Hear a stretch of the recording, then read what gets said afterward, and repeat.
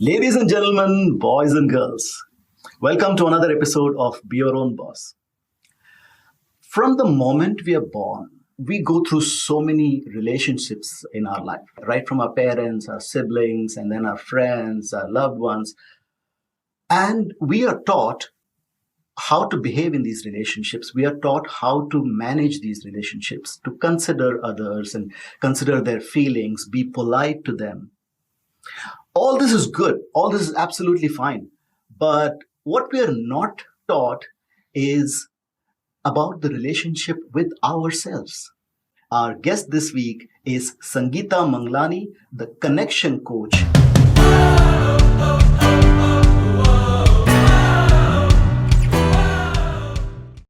And she's also a spiritual psychologist. And Sangeeta is a life coach, relationship coach. Let's hear from her about her story, her journey. Sangeeta, thank you so much for taking our time and joining us here on the Be Your Own Boss podcast. Welcome to the show. Thank you, Sachin. Thank you so much for having me on this show. It's really a pleasure to be here. Likewise. So, Sangeeta, like we always do on the Be Your Own Boss podcast, let's start with your story right from the beginning. Tell us about your parents, your siblings, where were you born, your childhood memories. Awesome. So I'm from Bombay. Okay. Always very close to my heart. It's a place that I'd love to go back, of course, and stay. But so I was born in Mumbai. I have a younger sister. I've studied in, I've been in different parts of Mumbai, married in Mumbai, and then come down to the UAE. So that's where my heart lies. And where in Mumbai are you from? So again, I would say 2-3 different parts because I was born in Santa Cruz, but then I moved to Andheri. Okay. I got married and moved to Mulund, but I have my own flat in Thane now. So it's like all over Mumbai, I would say, yeah. Well, we are neighbors. I have a flat in Thane as well, so we're like amazing. That's awesome. The world is really small. Absolutely. Yeah.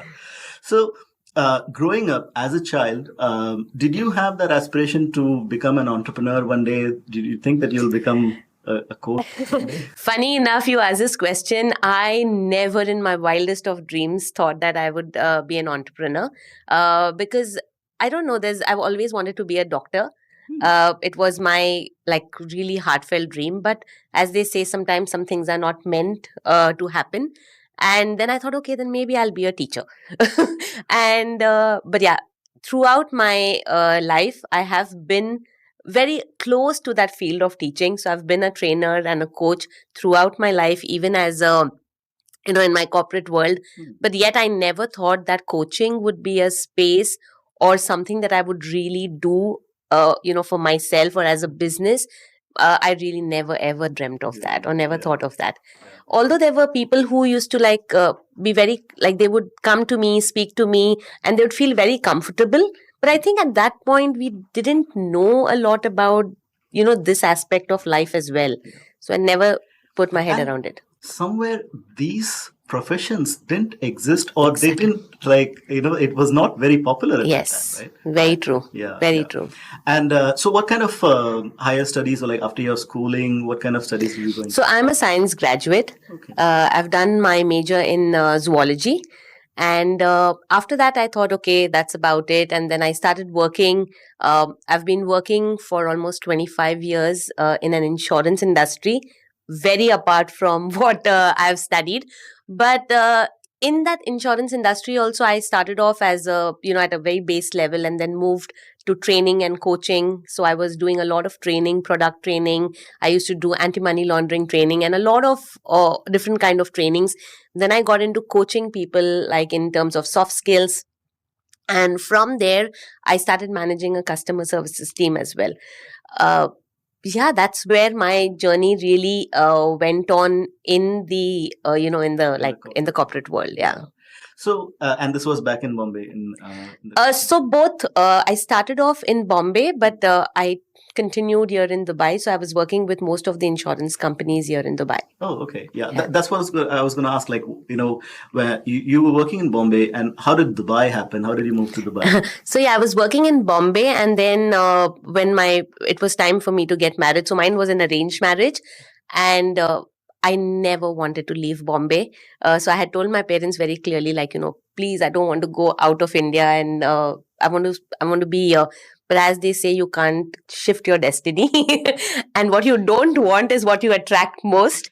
So yeah, and then it happened that this proposal came, and yeah, and then I think it was just a few months, and I had to fly down and So your come. husband was here, so you moved to. My husband was in Dubai. Yeah, he's been here for now almost 30 odd years. So yeah. Yeah.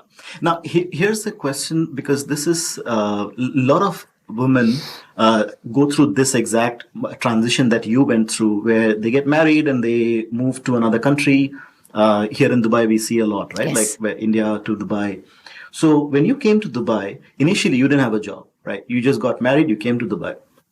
How was that journey for you? Number one, to decide whether to work or not. And then once you decided that you want to work, how was finding job for you? So I started working very early on in my life, actually. I think when I just finished my schooling, and I just passed out of 10th. And for some reason, my teacher believed that I had this skill of teaching. And immediately she got me to work with someone who was a 10th grader. And I was like, I think you're expecting a bit too much from me. And she's like, trust me, take this on. So I think I started working way back then. And then when I was about to get married and take the shift to come here, I had decided I am not going to work. I'm going to chill, I'm going to relax and just take my own sweet time. But because I was so used to working, this house kind of felt very haunting to be in the house, and also because my husband travels a lot. Yeah. He's like almost 15 days he travels. So the minute I came to Dubai, I think in the first week itself, he had to travel. And I was like, I don't know anybody. I don't know people around here. How am I going to manage this? So it was like, no, I don't think I cannot work. So I need to start looking out. Now, how do I start looking out for a job? And then luckily for me to begin with, I found, within my husband's organization, there was like a temporary job. So I just went ahead and did that. But I realized it's not a good idea to work with your husband. And I think very quickly I knew that, okay, it's best to keep family life and your professional life a little separate. So as soon as the temporary thing got over, I moved out and then I said, it's time to look out for a job. So in India, at that point in time, I was working with Aptech, computer education. Yeah. And I was just scrolling the papers and I one day saw, an ad for Aptech over here. So I just picked up the phone and I called them and I said, look, I've been working in India for like so many years there. Or would you be interested in interviewing me? And they said, oh yeah, just drop in your CV and come over. So and to my luck, it was just like 3 buildings away from my house. So I just walked in the afternoon and in the evening I had the job in my hand. So Wow. To start off with, it was like it was very smooth to get the job and it was very easy. And then slowly things kind of shifted from where I was. And then I don't think I've really hunted for a job. Okay. It kept coming in some form or the other for me through people. Somehow, like things fall in place when the time is right. Yeah, I just so believe this. The universe, creates the path for you. We miss to see it. We just don't see things, or we kind of think, should I not? And we always have these 2 voices which is constantly there. And someone told me once, just take a pause. And there'll be that 3rd voice, which is the actual voice that you really need to listen to. Because you're always listening in this duality that you are in, you can never make the right decision. Yeah. So listen for the 3rd voice. Wow. Yeah. Great. So I think this is the time we get into our Super 30 section. So these are short questions. You answer in 30 seconds. And there are 2 parts of this. There is called a quick dip, where we'll dip into your entrepreneurial journey. Sure. And then there is another section called this or that, where we'll talk about give 2 choices. Interesting. And later maybe in the conversation we can go into the details of whatever we discuss now in Sure. questions. Okay? So your first Super 30 question is that moment when you realized in your entrepreneurial journey that your business is taking off and everything is going to go good now and you're successful. So I think the time when I worked with a client, that moment was like, she needed a support, and she called me, and she was like, I need to meet you today. And I was like, we don't have a call scheduled for today, but you like, and then the voice that she had, was really calling. And sometimes you just have to go with that. So I said, okay, let's try and make it for the evening. But she wasn't ready to meet up in, even in a restaurant or at a place. She was very uncomfortable at that moment. So I decided to just have the session with her in my car, because uh, it was just giving her that space to be able to speak without anybody feeling that she's being judged by anybody or being looked by anybody. And we had this entire conversation. It was a very emotional conversation. And then when she went back home, I think the next morning when I woke up, it makes me emotional even now. I got a message that, thanks for giving me the time. Maybe I wouldn't have survived if you hadn't met me yesterday. So these moments really make me feel that maybe I may not earn monetarily as much, but that feeling of being there for somebody, to just be of service, really makes me feel that this business is, this is more than a business. It's a very emotional thing that I work with here, I think. It's a service, It's and you're service. saving lives. Yes. You are. So I really feel it's I'm so passionate about it. And people ask me, uh, where do you count yourself with money on this? And I'm like, I think that will follow. Sometimes you just have to believe that will come. Yeah, I am working. It's a business. It's part of, I'm here to earn. But I think when I give, so I always have this affirmation with me, I keep reminding myself that I'm joyfully serving and I'm receiving with grace. So I go with that, and I know that it'll be taken care of. Awesome, awesome.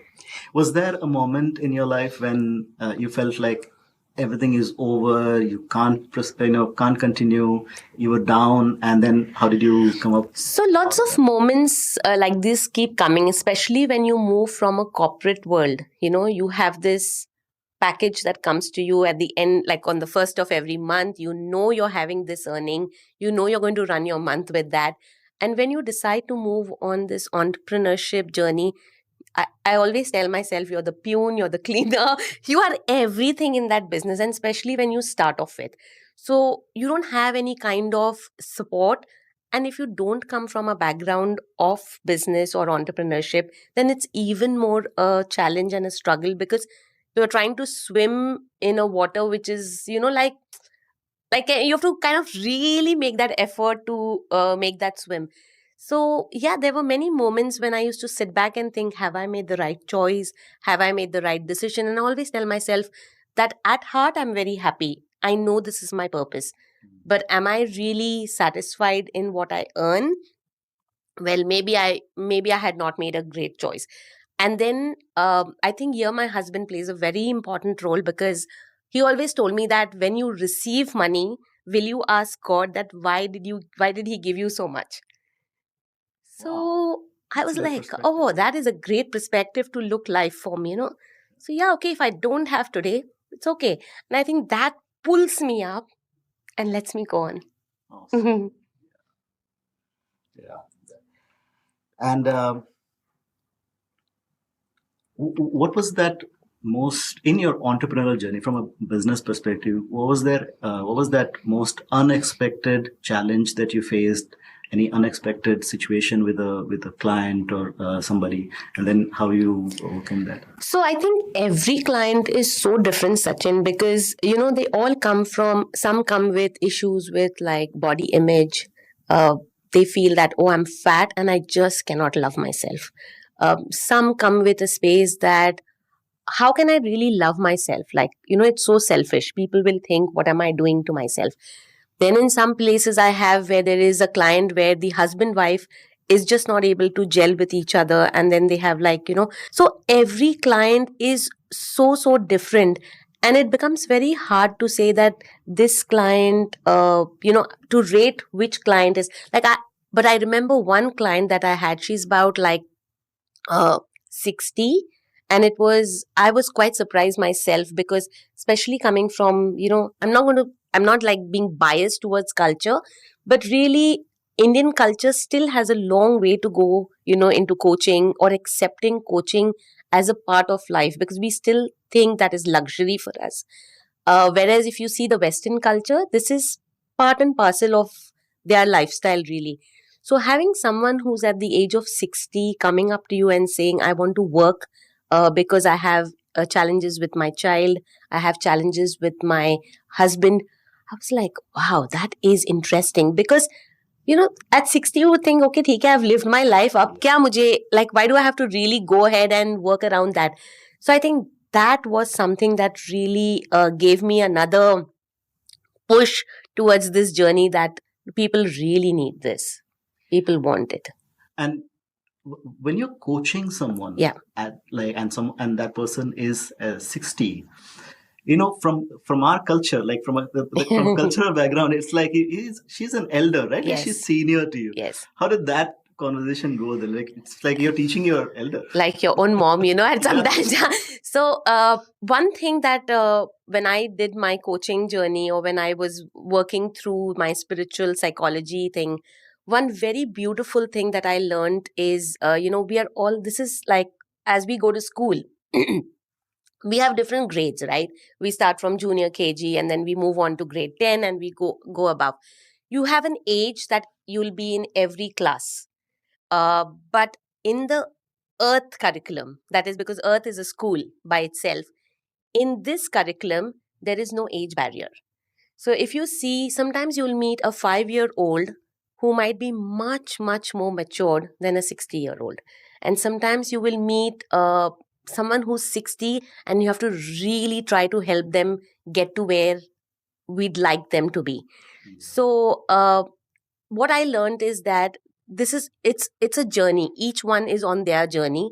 And you can't say that this person is on the right journey and this person is on the wrong journey. Each has their own curriculum, their own journey. Yeah. So when you work with anybody of any age, I don't see them as 60 or 50 or 40. I see them as a human being, as a spiritual being having a human journey. And then I work from that space. So it becomes much more easier. Absolutely. And so what you're saying is like we're all in different time zones, Absolutely. in our own Yeah. spiritual time zones. Yeah. Yeah. Let's get to the this or that section where Perfect. we'll ask to give you two choices. Perfect. So waking up at 4 or going to bed at 4? Wow, what a question to ask. Waking up at 4. Waking up at 4. I mean, I have times when people in my house say that I don't sleep. They think I don't sleep, but I know I sleep. I think 5 hours or 6 hours is good enough for me to like really be energetic and run my day. But I am an absolute morning bird. I love the mornings. Yeah. Me too, by the way. I mean, this podcast is not about me; it's about you. Yeah, Yes. yeah. I was just telling, I was just talking before we started the conversation that I love sitting outdoors, in the morning, having breakfast. So on my terrace space where I can really connect with nature. It's one of my favorite things to do in the mornings. Yeah. That's exactly what I did this morning. I had breakfast in the desert. Oh, that's so watching the beautiful. sunrise. That's amazing. Another this or that question. A tried and tested business model or a brand new disruptive concept? I think it's about taking the middle ground here for me. We need to take tried and tested spaces, of course, but then I also think that because each business is so different, uh, it's very hard to do a copy paste, I would say. So in that space, we take the outline from somebody, but then you have to have your own individuality and identity. So Yeah. that's how I look at. Take a tried and tested business and give it your own twist. And Yeah. Awesome. I think I kind of know the answer to this. Okay. $1 million or million people? Ah. Network with million people. So I think it's networking with million people that would get me to the $1 million, I think, somewhere. And I hope so. But yeah, it's about connection, because that's why I call myself also a connection coach, as you started off with. It's about connecting with people. Although I would say it's very hard for me to, just walk into a room and start networking with people or connecting with people. But it's about that vibe that you have. Even when I take a session, I ask people to go for a discovery call of 30 minutes with me, which is absolutely free, because I really believe that if I don't connect with you and if you don't connect with me, then there's no point in doing the sessions. Yeah. There's no point in wasting. I wouldn't say wasting, but then the efforts that is there when you trust me is going to be more. So I give that space to that person to really see if I vibe with them and if they vibe with me to proceed further. Cool. And in today's day and age, we are part of many networks, right? Yes. What's your style? Being part of multiple networks or being a part of few networks but being actively involved in those? I think few networks, because in the beginning I did try to put my hands everywhere, be in many places. But then I realized that I'm present, but I'm not present. So I'd rather pick up a few, 4 or 5, where I can really be present and really be part of it. So I think that's the way it works for me. But I do know that many people can manage being everywhere. It's great. It whatever works for whichever person. Yeah. Great. That's the end of the Super 30 section. Thank you so much. And let's get into the journey. And I want to ask you a little more about your transition. So you worked for how many years in the corporate world, you said? Approximately 25 years. 25 years. So that's like quarter of a century. You worked in the corporate sector. Yes. And then after all these years, when was that moment when you decided that, okay, I'm going to quit my job and start on my own? What was that? So it's a very interesting journey for me to even realize that this is what I wanted to do. So I have a daughter now who's around 21. And when she was in her teens, I struggled to parent her. Like, we were loggerheads. She has this stubborn, headstrong personality, and so do I. I mean, I won't say that, I'm a very soft-spoken person. No, I'm not that. So we both had this very strong auras that we held with each other. She had her own mindset, and so did I. But I come from that background where, you listen to your parents and you kind of follow, even though in your heart you're fighting with it. That's a different thing. But I'm not showing it to my parents, and I'm like very obedient child, doing everything right. But here I had a child who would challenge me every single day, and I was like, yeah, what is going on? Am I parenting wrong, or is there a problem that I need to fix here? So at that point, I decided to fix her. But I guess in that journey, I got fixed. So it was about understanding in that journey, like the coach or the counselor that I met then spoke to me and said that let's work with you. And I was like, no, my ego was too high for her to work with me. And I said, no, I don't have a problem. Please understand. The problem is with my daughter. And she was like, no, I get you. I'm going to work with you to help her work with herself. I'm like, this is interesting. So that's when I started to, see that journey. And when I saw things very differently, from a very different perspective, I thought I need to understand this more. So I decided to study further. So at about 40, I decided to do my post-graduation in psychology. But again, when I was doing psychology, I thought it was very theoretical. And I was like, no, I mean, it's great to know this knowledge, but I need it in a practical way. But even then, I did not think I'm going to become a coach. So I was not studying from the perspective of becoming a coach.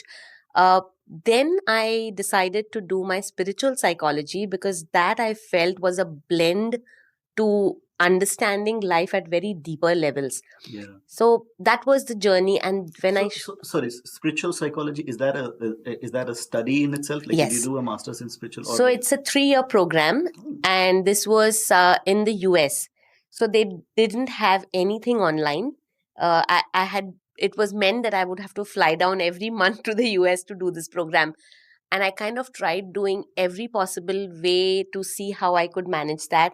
But, it wasn't just working out. So like, as I told you in the beginning, universe creates this path for you. There was this 5 days workshop that they held in the US, and I decided, okay, let me go at least for that. And then I'll see where it takes me.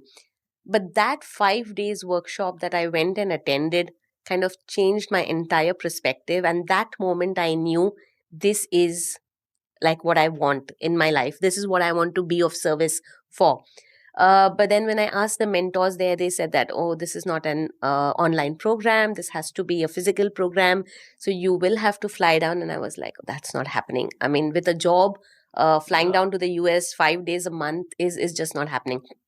So the coach that I worked with here in Dubai had studied from the same university.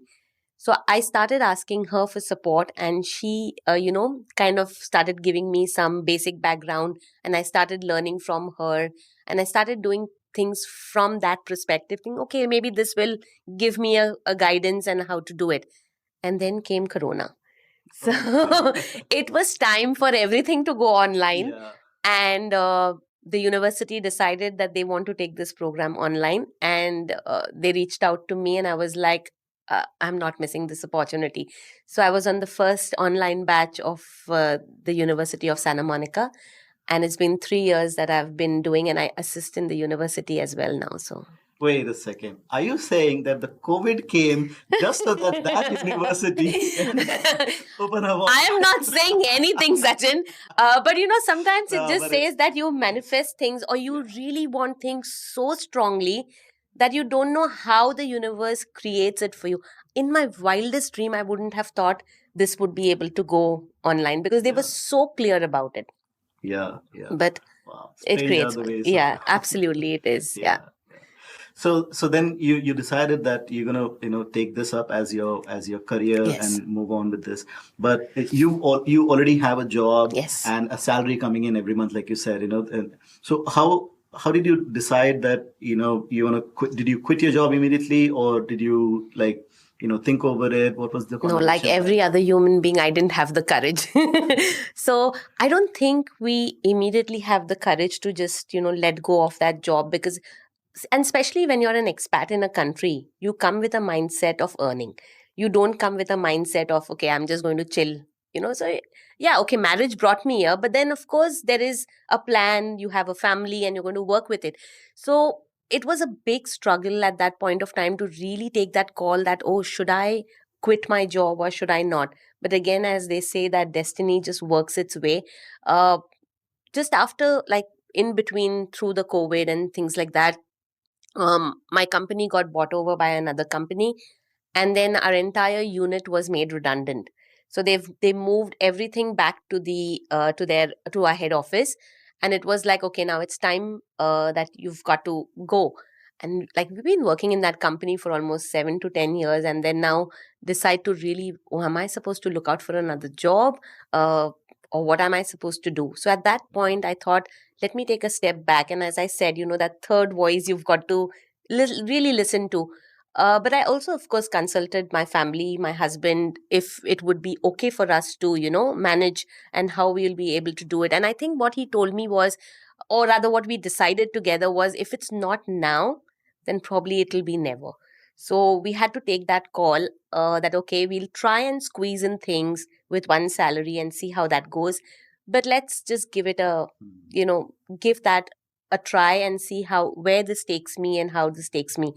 So it was very hard. Like, I think the first 6 months or the first 1 year was a real struggle, because every time I would think, I would even keep applying. I would keep applying simultaneously to different places, saying, oh, what if I get a better job? You never know.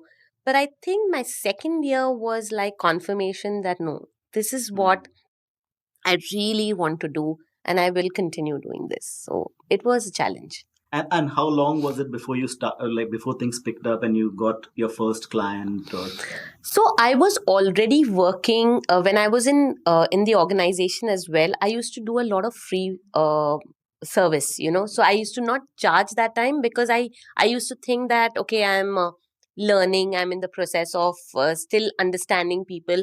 So that is where I started my journey from.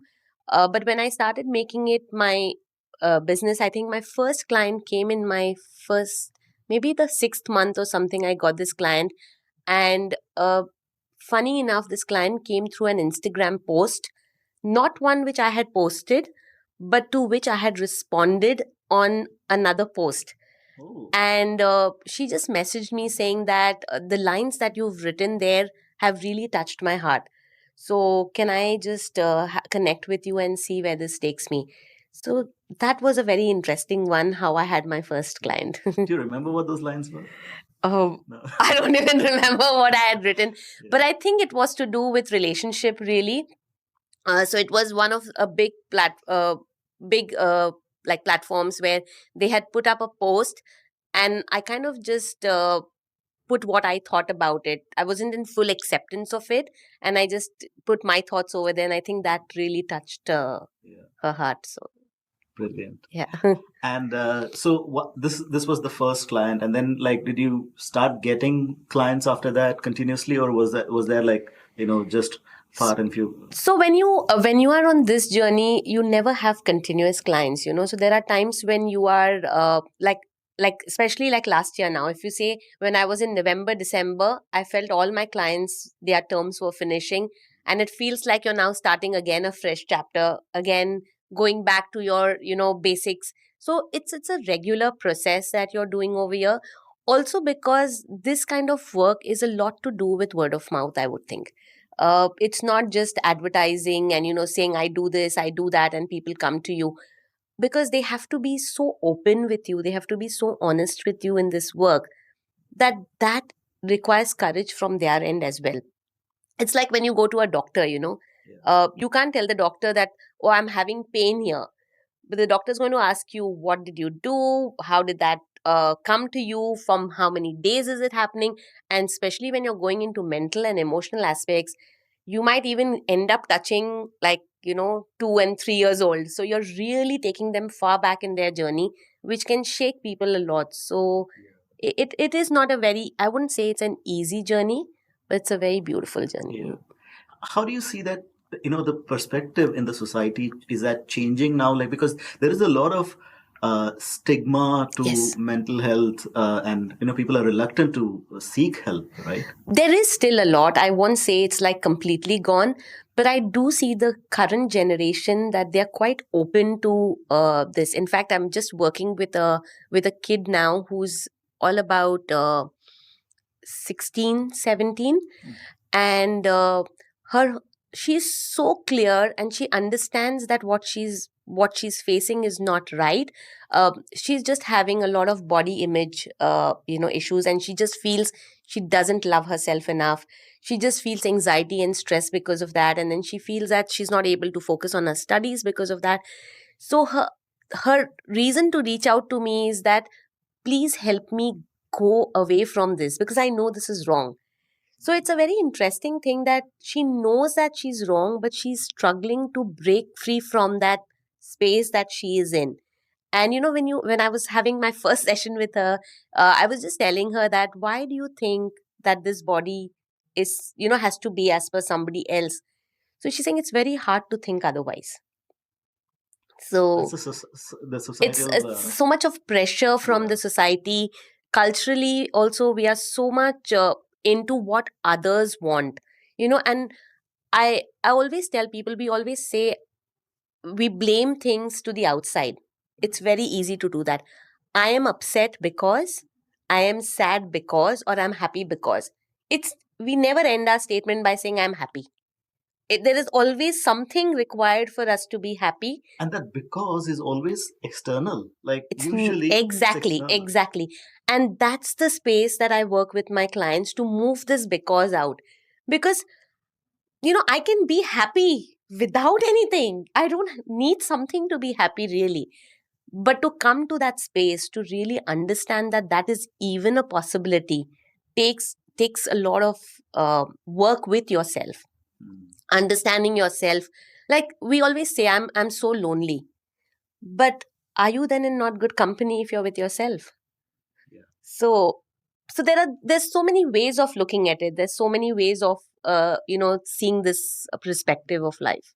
And Sangeeta, when it comes to mental health, Yes. there is this aspect of addiction, right? Yes. Like drugs or alcohol, smoking. Do you see any of that pattern here? Like any of your clients coming to you saying that look, I want to quit smoking, or my son is into drugs, Yes. or whatever. So I had worked with a client who was into vaping, and it's a school child. So the child is traveling in school bus. They are with a group of people who get who lure them to things like, if you do this, we will give you money, we will help you with a lot of things. So there's a lot of other things that they get, or just the name, being part of like that macho thing, that I want to Being be part of a cool. group, Yeah. I want to be cool. And then they get into this addiction of vaping, which becomes very very challenging to then leave, really. Say, it's also about addiction, can be addiction to anything. uh, Even a cup of tea, if I'm having a cup of tea 10 times a day, that is addiction, right? It's not that. So how do you really work with this child to let go of that addiction? uh, Most of us as parents will say, no, you have to leave this, you have to leave this, you have to stop this, this is going to just ruin your life. But that child cannot do it that way. So it is a step by step process. Maybe if he's having 15 vapes, you have to try to get that child to 12 first, then you've tried to get the child to 10. And the child has to be open to shifting that space. If he is very clear that, no, this is what my life is, then me telling the child to stop vaping is not going to help. So then I have to show him different perspectives of life, where he starts to realize, okay, this is harming me. Then the work actually starts. So it's not like a direct way, okay, I'm into addiction and I'm going to tell you, okay, stop it, stop this, and it's going to go. It's a long journey, it's an ongoing process, really. So it's very it feels very sad to see this in today's world. But then I think even our times there were children young enough who used to smoke and all. So we can't say it's only happening today, but yes, it's becoming very popular now, because I think the exposure to the media is so high for everybody, mm, especially the youngsters. And we were very cocooned in our family, I think, way then. We didn't have those Yeah, exposures. I think it's like different trends, right? Yes. Like say, smoking is last century. I mean, Yes. back then that was a trend, and now it's like vaping and Yes. all these kind of different things, and Absolutely. it's a bit scary because kids are getting into that a Yes. lot. So do you have kids coming to you, or the person himself or herself coming to you saying that, look, I'm addicted to this, I want to get rid of it? Or is it more of like the parent telling you that my child is? So yes, I have had both aspects. Okay. So like the current child that I spoke about, she wanted to work with herself, but of course her mom connected with me, to go through it. But there have been times when parents come to me and say that, okay, this is the problem with my child. But then I always tell the parents that I want to first speak to the child. I want to see if the child is ready to work. Because if the child is not ready to work, you're wasting your money and you're wasting your time, because it's not going to bring that. So even if the child has a little bit of a feeling that, you know, I really want to move away from this. This is not helping me. But if the child comes and tells you, no, no, I'm absolutely fine with this. This is something uh, that I don't want to give up. Then no matter what you do, no matter how hard you try, the child isn't going to give it up. So you have to see that the person is ready to work with themselves as well. There has to be that willingness to come out. Absolutely. Yeah. And I get a lot of children who come with me where they can't focus. So nowadays, focus has become a big problem. And I think it's thanks to the Instagram, and because we are so used to these 30-second, clicks, that you can't focus for a period of time. So I've had children who are in grade 10 and 12 and who want to work just to be able to focus on their studies, to be able to achieve their, at least their grades, or so yeah, that is another space where I have worked a lot with kids. And what's your way of, like, what's the what's the medicine for this? Like, how do you treat this? Is there, I mean, is it just talking, or are there exercises, or is it Yeah. So, of course, talking works a lot. There is a lot of talking that happens. But as I said, because I blend my coaching with spiritual psychology, I use a lot of spiritual psychology principles. So, there are about like 35, 33 principles that we really have, which I use in different aspects of my coaching journey. And then I also give them a lot of exercises. So, it's not like if you've met me today for a session, which is usually a 1 hour 15-minute session, that's the only time that we are having a conversation. No. From that day till your next meet, you'll be having a lot of exercises to work on. You'll have to keep connected with me on WhatsApp because you're going to send me your experiences. There's a lot of journaling that I make them do.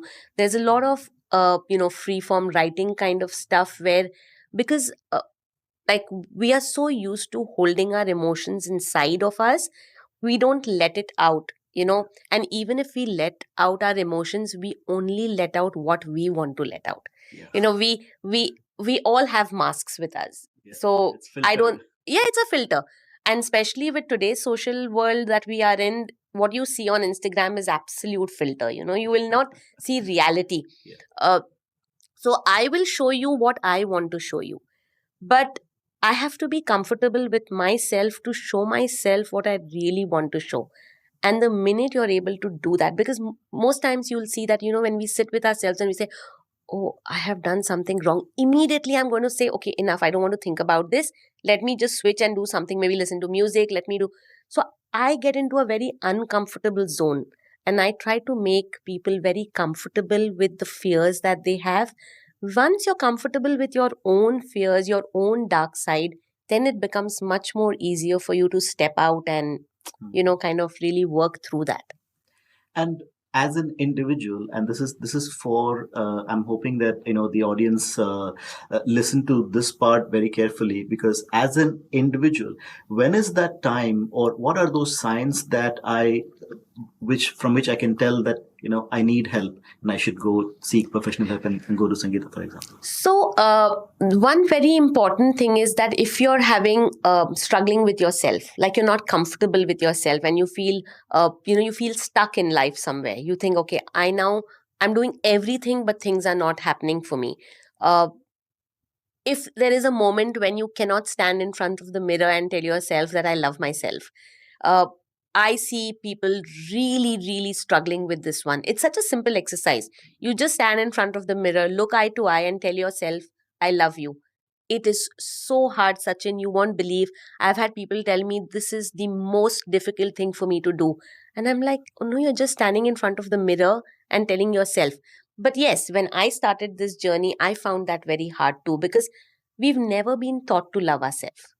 We've always been taught love others, be good to others, you should always be presentable. But how are you with yourself? So sometimes it's that point, I think, when you feel that, no, I need to be little selfish for myself. I think that's the time that you really need to come to me and then start working with yourself to. And of course, if there's a relationship challenge where, uh, that your relationship is going in a space where, whether it's with your child, whether it's with your spouse, whether it's with your parents, and you see that there is a tug of war happening, there is a stretch that's happening, then you need to come. But again, I really want to specify this. Whenever I have people coming with to me, it's never that I want to change. It's about, I want to change the other, because there is a problem in the relationship. So no matter how hard you try, you cannot change the other. It's all about yourself. When you work with yourself, people around you will automatically shift, and you will start seeing that things are now becoming absolutely normal. So it's about working within, which is really, really important. And which is difficult as well. Most. It is challenging. Yeah. It's not an easy journey, because I think it's, somewhere this should be part of schooling, and that's a dream that I hold. I hope someday I'm able to take this to schools where they really need to have a subject, like, to just learn to be with yourself, love yourself, and to grow from that space. So that becomes very, very helpful. Yeah. In the long run. Yeah, and it's like, if you're in that space right from the beginning, right from childhood, if you're so Sangeeta, looking at your journey right from the beginning, the way you transition, and then way you moved from corporate life to entrepreneurship, and your entrepreneurial journey, who would you like to give the credit to for your success? So there are, of course, a lot of people in this journey that have, supported me throughout. So I also have my own spiritual journey that I follow, and I feel very, very close to that. So that definitely. But I think it's everyone in this journey who I've met, uh, who has really supported me, but who has made me what I could, be here. Of course, are my mentors, that they have just given me that light. But I'd say my parents for giving me that vision, the way I have seen life, and a very supportive husband. Yeah. And oh yes, and I can't forget my daughter, because I feel she's been my teacher. Because if it wasn't for her to be stubborn at 13, I don't think I would have even got onto this journey. that was the So I turning think point. that was the Yeah. turning point. So she gets the biggest credit. And what's your advice for, especially I want to focus on youngsters. What's your advice for the teenagers, youngsters who are watching this in the in the space of self love and self respect? So I think there are children who are becoming very aware of this. They do understand that this is an important area of their life, but I think there's a lot of selfishness attached over there, because now we can't distinguish. Like, as I said, it's not selfish to love yourself, but if you're only loving yourself, then that is really selfish. So really to actually understand that, how do I draw that fine line between loving myself and loving others at the same time, is very, very important. So I think for the younger generation, because many of themselves are so obsessed with themselves and they only think about themselves, they don't care for the family at times. So that is not what self love is. Self love is, of course, loving yourself, but at the same time keeping the others at the same, and having your boundaries, of course. So I always say that if your cup is not full, you can't pour out. So you have to make yourself full in love, and then that love will automatically pour out to others also. Yeah. Sangeeta, one last question as we wind up here. How was your experience being on the Be Your Own Boss podcast? Oh my God, it was amazing. This be your own boss is really gives you that power, right? Sometimes it's just about knowing that you can be your own boss.